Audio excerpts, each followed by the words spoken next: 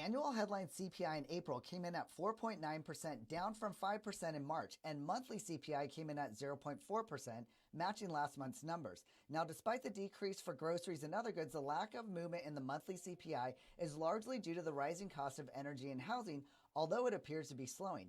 This accounts for almost half of the total cost of the items the CPI tracks. Now, when you take a detailed look into each sector, it's going to help us understand where we are and where we're heading.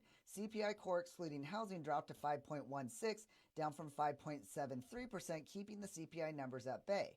We may have seen the housing sector tap out. Now, these numbers are based on a national level, and so prices are decreasing in some areas, and it might take up to 60 days to see these numbers reflected in the reports.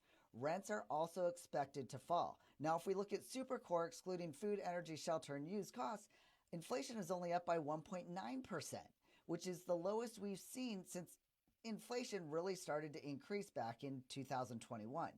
Rates are looking better at about 30 bips across the board, which is great for borrowers. We still have a lot of data to come in before the Fed meets in June. We have jobs and CPI where they will announce the next Fed rate hike on June 14th.